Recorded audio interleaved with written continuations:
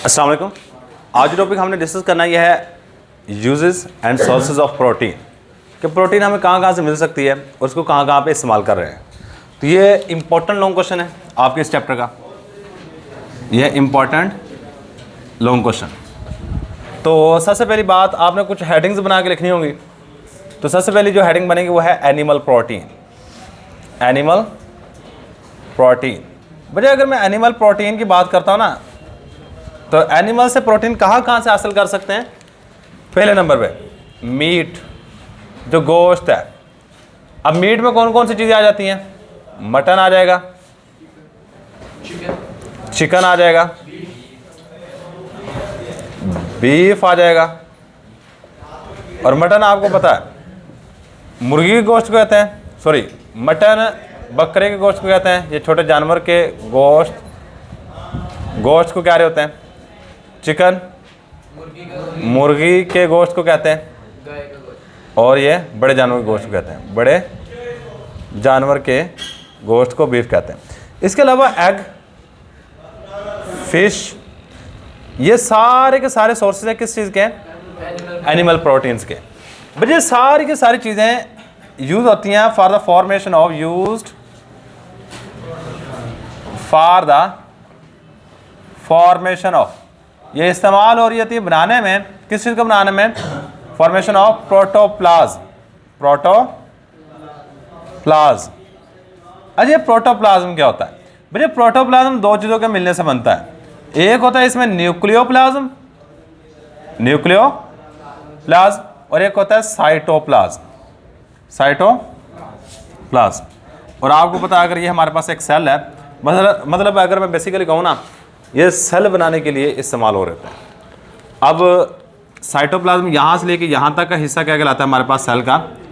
Cytoplasm. और ये nucleus वाला जो दरमियान वाला हिस्सा है, इसको हम नाम दे देते हैं न्यूक्लियोप्लाज्म। भाई ये बात याद रखनी है कि एनिमल प्रोटीन के कौन कौन से सोर्सेज हैं और इसको कहाँ पे इस्तेमाल कर रहे हैं। सिर्फ एक ही यूज़ है, it is used for the formation of protoplasm. अच्छा, इसके बाद नेक्स्ट है हमारे पास प्लांट्स प्रोटीन। प्लांट्स प्रोटीन मुझे अगर प्लांट्स प्रोटीन्स की बात की जाए तो इसमें दो सोर्सेज हैं। पहले मैं सोर्सेज की बात करूंगा। एक हमारे पास पल्सेस और सेकंड नंबर पे बीन्स। ये दो सोर्सेज हैं किसके? प्लांट्स प्रोटीन्स के। पल्सेस दालों कहते हैं, बीन्स फलीदार पौधों को या फलीदार जो भी चीज़ें हैं उनको बीन्स कह रहे होते हैं। इनके अंदर प्रोटीन मौजूद होती है। अच्छा, इनको हम यूज़ कहाँ पे कर रहे थे? ये यूज़ हो रहे थे यूज़ एज अ फूड, खुराक के तौर पे इस्तेमाल होते हैं। और ये भी जितनी चीज़ें हैं सारी की सारी किसके तौर पे इस्तेमाल हो रही हैं?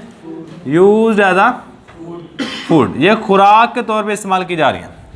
अच्छा, इसके बाद नेक्स्ट है एंजाइम। एंजाइम्स भी आपको पता है प्रोटीन्स है। अच्छा, अगर कोई बंदा आपसे ये पूछ रहे कि एंजाइम्स का लफ्ज़ी मतलब क्या है, ये लफ्ज़ कहाँ से निकला है? एंजाइम ये दो अल्फाज के मिलने से बना हुआ है। इन मीन होता है में, जाइम यीस्ट को कहते हैं, जिसको आम ज़बान में खमीर कहते हैं। यीस्ट में, खमीर में। अब वहाँ से क्यों ये नाम निकाला गया एंजाइम? क्योंकि यीस्ट के अंदर तकरीबन 27 एंजाइम्स पाए जाते हैं। Most of the enzymes are present in yeast, इसलिए कहा ये एंजाइम यीस्ट में, वहाँ से ये लफ्ज़ निकला है। एंजाइम, इन मीन में, यीस्ट, और यीस्ट खमीर कहते हैं कि आप जाए ना दुकान के ऊपर उनको खमीर दे दें। ये डबल रोटी वगैरह बनाते हैं, रस वगैरह बना रहे होते हैं, ये इसका यूज़ करते हैं, या केक बनाने के लिए खमीर का इस्तेमाल किया जाता है। सही है। तो अब एंजाइम्स बेसिकली ग्लोब्यूलर प्रोटीन होते हैं। क्या होते हैं? Globular proteins. ये बात आप पढ़ चुके हो। ये क्या काम करते हैं इंसानी जिस्म में? कैटलाइज अ केमिकल रिएक्शन, ऐसा ही है, कैटलाइज अ केमिकल रिएक्शन। ये किसी भी केमिकल रिएक्शन की स्पीड को तेज कर रहे होते हैं। ये स्पेसिफिक इन देयर एक्शन होते हैं, स्पेसिफिक इन देयर एक्शन, मतलब एक एंजाइम एक ही रिएक्शन को कैटलाइज कर सकता है। मसलन पेप्सिन सिर्फ प्रोटीन को डाइजेस्ट करेगा, सही है। इस तरह का आपने एंजाइम काफ़ी सारी, ये कभी भी लिपिड्स को कुछ नहीं करेगा, सही है। अमाइलोपेक्टिन, अमाइलेज एक एंजाइम है, अमाइलेज सिर्फ कार्बोहाइड्रेट को डाइजेस्ट करता है, वो प्रोटीन को कुछ नहीं करेगा, सही है। हर एक एंजाइम स्पेसिफिक है, एक एंजाइम एक काम करेगा दूसरा काम नहीं कर सकता। यही लिखा है स्पेसिफिक इन देयर एक्शन, अपने काम में बिल्कुल मखसूस हैं, जो काम करना है वही करना है, कोई दूसरा काम नहीं करेंगे। अच्छा, इसके बाद नेक्स्ट, इसको हम ड्रग के तौर पे भी इस्तेमाल कर, यूज एज अ ड्रग, अद्वियात के तौर पे भी इस्तेमाल कर रहे थे। बाज़ कुछ लोगों के मैदे में प्रॉब्लम होती है, वो कुछ एंजाइम नहीं बना रहे होते, खुराक सही तरीके से डाइजेस्ट नहीं होती, तो उनको मेडिसिन दी जाती है। खुराक खाना खाने से पहले या खाना खाने के बाद आपने ये चीज़ लेनी है, आपकी खुराक सही तरीके से हजम हो जाएगी, सही है। वो जो भी चीज़ इस्तेमाल करें उनमें बाज़ दफ़ा एंजाइम्स होते हैं, सही। इसको ड्रग के तौर पे इस्तेमाल कर रहे हैं। बट इसके बाद इसको यूज़ कर रहे थे treatment of cancer, use for, इसको कैंसर के इलाज के लिए भी कुछ एंजाइम हम इस्तेमाल कर सकते हैं, ट्रीटमेंट ऑफ कैंसर। ये एंजाइम के बारे में चंद एक बातें आपने लिखनी है। अगर एंजाइम, ये थोड़ा सा एक लेंथी है, बाकी ये आसान है, कहाँ पे इस्तेमाल होता है ये भी आसान है, कहाँ पे इस्तेमाल होता है ये थोड़ा सा मुश्किल है, कुछ ज़्यादा मुश्किल नहीं है। ग्लोब्यूलर प्रोटीन है, catalyse a chemical reaction specific in their action, use as a drug और use for treatment of cancer. ये 5 बातें आपने एंजाइम में लिखनी है। अच्छा, इसके बाद नेक्स्ट हमारे पास अगर देखा जाए हाइड्स, और हाइड्स का आपको पता है खाले कहते हैं उर्दू में, क्या कहते हैं, खाले। ये जानवर की जो खाले होती है ना, ये वाली, सही है। अब ये जो हाइड्स है, हाइड्स हमारे पास प्रोटीन का सोर्स है, हाइड्स आर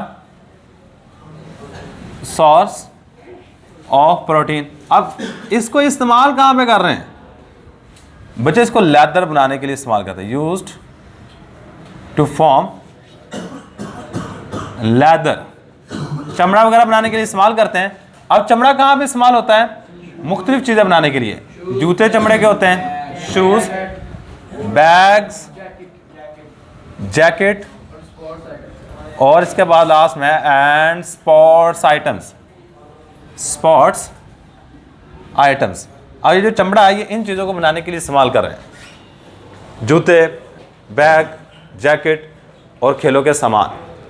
अब इसके बाद लास्ट वाली चीज़ है हमारे पास जेलेटिन। अब जेलेटिन को खुसूसन याद रखिएगा, ये जेलेटिन होता क्या है, ये कहाँ से निकलता है, इसको कहाँ पे इस्तेमाल कर रहे होते हैं बच्चे। जब हड्डियों को गर्म किया जाता है ना, हड्डियों को, और हड्डी कौन सी, जो बड़े वाली होती है, वो पाए वगैरह बनाते हैं ना, ये मैं सपोज करता हूँ ये हड्डी है,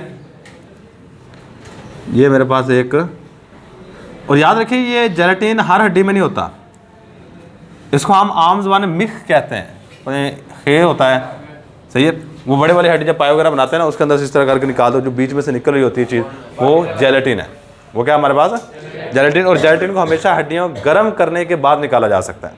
जब हड्डियों को गर्म करते हैं वहाँ पे जेलेटिन बनता है, सही है।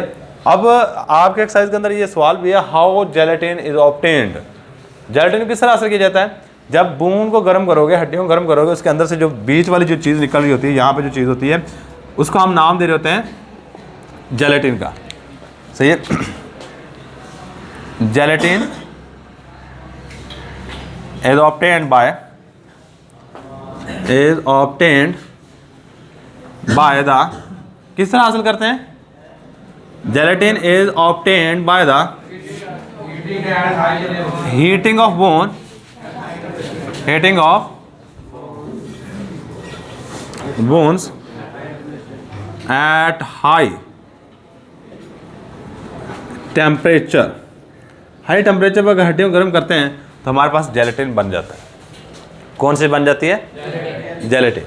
अच्छा, ये बात होगी। इसके बाद ना हमारे पास नेक्स्ट, इसको यूज़ कहाँ पे करते हैं बच्चे, इसको सिर्फ बेकरी प्रोडक्ट में इस्तेमाल कर रहे हैं। It is use in bakery products, मतलब केक वगैरह बनाने के लिए इसको इस्तेमाल करते हैं। और जो, क्योंकि ये वाली चीज़ काफ़ी ज़्यादा महंगी है, सही है, तो ये आम केक में ये चीज़ इस्तेमाल नहीं की जाती। जो हमें मिलता है ना यहाँ मार्केट से, यहाँ पे जो अच्छे वाले केक है ना, अच्छे वाले केक, वहाँ पे ये वाले मिक्स निकाल के उसको केक बनाने के लिए इस्तेमाल किया जाता है, बेकरी प्रोडक्ट, सही है। तो ये था जी हमारे पास सोर्सेज और यूज। याद रखिएगा हमने हर एक पॉइंट में दो बातें कही हैं, प्रोटीन कहाँ से मिल रही है और उस प्रोटीन को आगे इस्तेमाल कहाँ पे कर रहे हैं। मसलन एनिमल प्रोटीन के सोर्सेज क्या हैं, meat, mutton, chicken, beef, egg और फिश। इस्तेमाल कहाँ पे, फूड के तौर पे और फॉर्मेशन ऑफ प्रोटोप्लाज्म। इधर हमने कहा जी प्लांट प्रोटीन के दो ही सोर्सेज हैं, पल्सेस और बीन्स, दालें और फलीदार पौधे, और इसको इस्तेमाल कहाँ पे कर रहे हैं, खुराक के तौर पे। इसके बाद एंजाइम की बात की है, एंजाइम भी प्रोटीन के सोर्स हैं, ये ग्लोब्यूलर प्रोटीन होते हैं और इसको इस्तेमाल कर रहे होते हैं केमिकल रिएक्शन को कैटलाइज करने के लिए, ड्रग के लिए और ट्रीटमेंट ऑफ कैंसर के लिए। हाइड्स भी प्रोटीन है, ये सोर्स आ गया कि कहाँ से हमारे प्रोटीन मिल रही है, चमड़े से मिल सकती है और इसको हम कहाँ से इस्तेमाल करें, shoes, bag, jacket and sports item बनाने के लिए। और उसके बाद हमने बात की जेलेटिन की और हमने कहा जेलेटिन भी प्रोटीन है, इसको हासिल किया जाता है हड्डियों को गर्म करने के बाद, जो इसके अंदर से निकलता है ना उसको हम नाम दे रहे थे जेलेटिन का, और इसको कहाँ पे इस्तेमाल कर रहे थे, बेकरी प्रोडक्ट में। तो ये था ये हमारे पास sources and uses of protein.